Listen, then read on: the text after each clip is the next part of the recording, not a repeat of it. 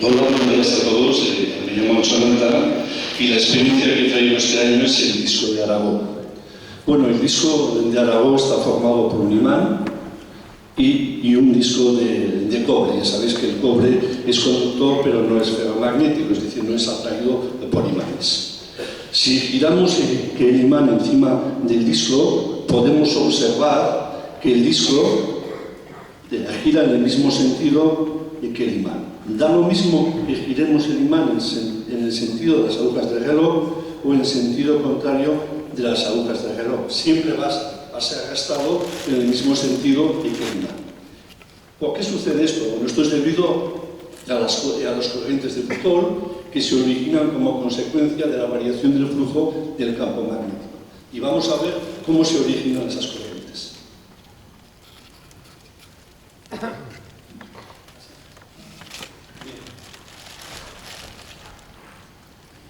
Aquí tenemos el imán encima del disco. Podemos ver que el imán tiene el polo norte hacia abajo y el polo sur hacia arriba, de manera que el campo magnético que me genera este imán es un campo magnético vertical, dirigido hacia abajo y perpendicular al disco. Si nosotros giramos este imán, por ejemplo, en el sentido contrario a las agujas del reloj, lo que se crea es un campo magnético variable y por tanto el flujo que va a atravesar al disco que va a variar. Y eso me va a inducir unas corrientes que llamamos corrientes de Foucault, que son corrientes cerradas en forma de torbellino. El sentido de estas corrientes es tal que se va a oponer a la causa que las produce. En este caso, la causa es un aumento de flujo. ¿Por qué? Si nos fijamos en la parte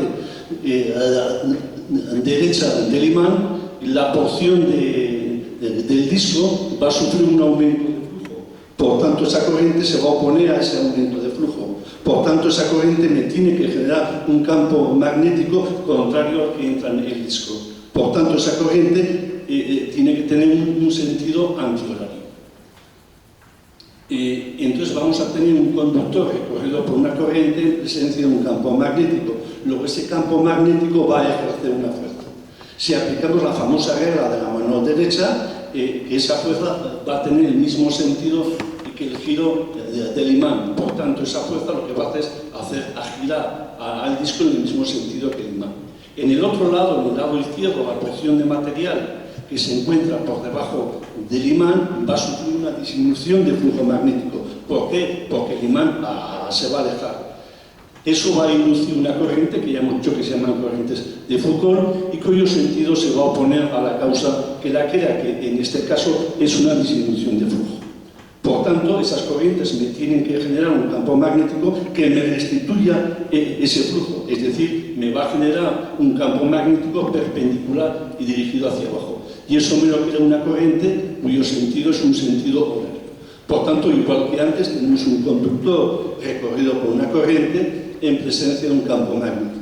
Por tanto, ese campo magnético va a producir una fuerza. Igual que antes, aplicando la regla de la mano derecha, vamos a obtener una fuerza en el mismo sentido del giro que el imán. Por tanto, eso va a provocar que gire en el mismo sentido que el imán. Pero en el disco de Aragó podemos observar otros fenómenos, como este de aquí.